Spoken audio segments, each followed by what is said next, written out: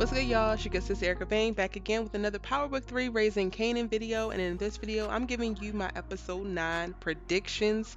Let's get into it. Alright, y'all. So the trailer for episode 9 opens up with Rock talking to Detective Howard. And she's like, yo, if I do this for you, you gonna owe me. I need a pass. And we already know what's going down. She needs to be able to show Joaquin that Detective Howard is in her pocket and that she's not a snitch and that she's not going to have any issues with the cops when it comes to moving his product. And Detective Howard has put her on the clock of like telling Kanan what it is and what it ain't in reference to the paternity and him being the father. So these two things just work hand in hand. So we already know we're going to see this in this episode. Now, one thing that I want to note, because it's something that's going around the internet right now, and people are talking about why Lulu took the jacket from Unique's car, and they are equating it to it's Rock trying to set Marvin up to die or to take the fall, or it's her trying to kill Detective Howard. But I don't think it's actually either one of those things. I think that when she calls Lulu and says batter up in this moment, it's going to have something to do with the connect and her ultimate problem in reference to the connects, right? So she's ultimately going to take out Unique, we know that, which is going to cause a problem for Dean. Dean is going to be on her head. If you haven't already, check out my video about Rock's connects problem, because I talk about her problem with Dean versus Joaquin in that video in depth. But I think that she pulls the jacket because of this, and I'm only bringing it up now because I don't think that we're actually going to see the meaning of the jacket getting taken in this episode. I think we're going to see it in the finale. So I don't think that that's going to be a thread that we actually see pulled on in this episode coming up. It will be in episode 10. I heard quite a bit of really good theories around why Lulu took the jacket, why she had Lulu take the jacket. But ultimately, I don't think, regardless of what Marvin does, I don't think Rock will have him killed. If Rock had him set up to go to prison when he was using, then that makes sense. If, she kicks him out, don't want to see him again, that makes sense. He's still alive, he's still breathing, right? I don't think that she actually wants to put a bullet in Marvin's head, so I don't think that theory actually tracks.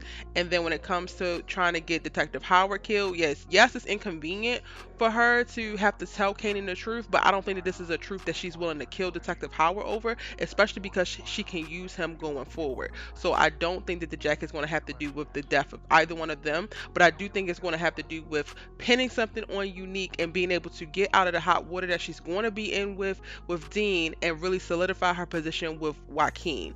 Now, I'm going to make a video about that and what I think in depth, but I just wanted to include that here so that y'all would know what to expect going into episode 9. The following scene in the trailer, we see her talk to Kanan, and she says, I'm not going to lie to you anymore, Kanan. You deserve the truth. And this is her way of manipulating him. Kanan, this is one of the things that Kanan has wanted from the jump, right?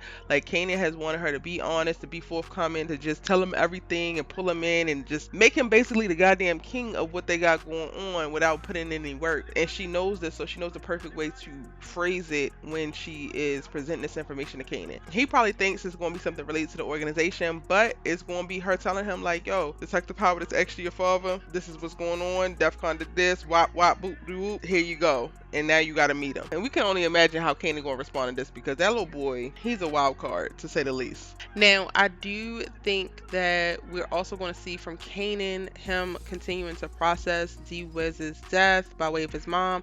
He's also going to probably start to put two and two together. I can see him having a conversation with Jukebox, and she's going to be like, yo, I saw, Uncle Lou that night. And then that's how he's going to come to understand that Lulu was the one who actually pulled the trigger, not his mom, because he's probably going to go to her and actually want additional answers and want some more clarification.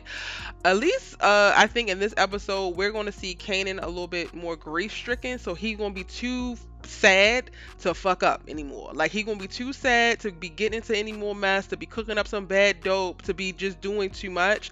So at least we might see him in episode 9 just sit down. I think the episode 9 is really going to be Marvin's episode to shine. Lulu's out of commission.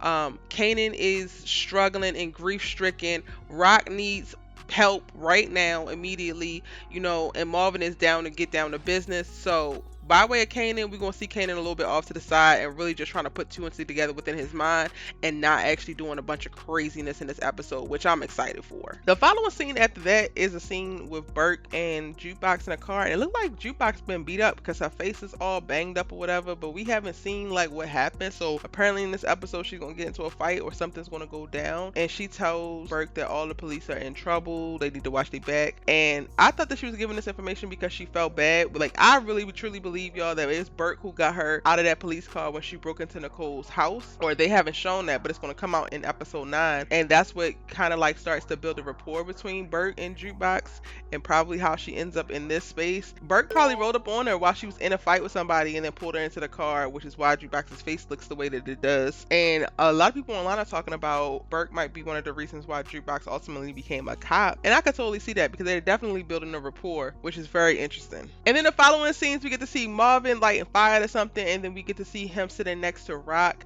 talking about what's next. So he back, y'all. He been gone for a minute, but he back with the jump off. He pulled Lulu out that fire, saved Lulu's life, and now he back in the family better than ever as Rock's right hand, where he wanted to be regardless. Like, that's what he ultimately wanted, and he looked like he focused. My man looked like he about his business and he focused. So we're gonna ride with Marvin for a bit. The most interesting thing about the setup of Marvin actually getting in the position that he's in episode 9 is that this is kind of what he's been waiting for. He's been waiting for the opportunity, or longing for the chance, to actually step up and prove himself.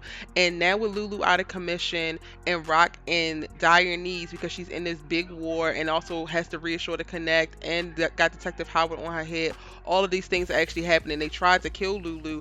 This is the perfect opportunity for him to step up and actually show that he does bring a lot to the organization.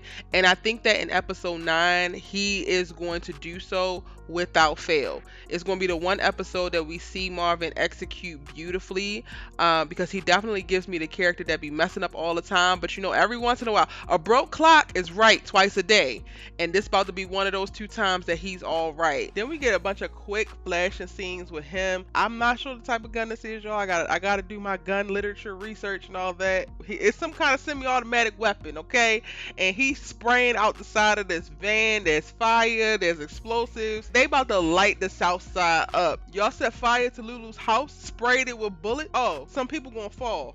And y'all gonna fall in dramatic Quentin Tarantino fashion. They about to make a movie out here in these streets, and I'm here for it. Rock talking about revolution. Listen, I'm on board. I'm on board and ready for it. Y'all, episode 9 is probably gonna be one of the most action-packed episodes that we get this season. There's gonna be bodies falling and conversations being had. I think the main conversation of the episode is going to be between Detective Howard and Kanan. That's gonna be heavy. It's gonna be crazy. We definitely gotta see Symphony talk. We didn't see it in the trailer, but we gotta see Symphony talk to Rock because he got information that they need. And we're gonna see, you know, them light up the streets. Marvin is leading the charge in reference to this war, setting fires where fires need to be set, doing drive-bys where drive-bys need to happen. I think that quite a few people are gonna get dealt with in this episode. Top priority is Unique for what he did with Lulu and all that he has done so far. Once they know about Tony, once Symphony speaks about Tony, her ass gotta go on the ground too. And I don't know who beat up Jukebox, but somebody gotta fall for that. And I'm still trying to figure out how a lot of these bodies that gotta get dead gonna get dead, because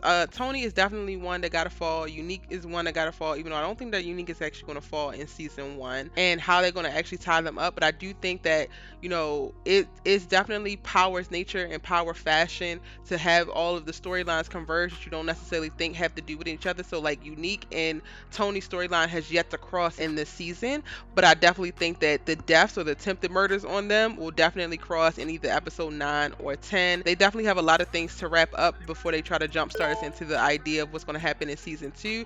They have a lot of things to wrap up in the last 2 episodes of this season, but those are my predictions for what we're going to see in episode 9. Let me know what your predictions are in the comment section down below. It's your good sis Erica Bain coming to you with new Powerbook 3 Raising Kanan videos, breaking down plot, story, characters, and everything in between. Be sure to hit the subscribe button and join the tribe so that you don't miss any of my videos. Give this video a like, and I will see you in my next video. Bye.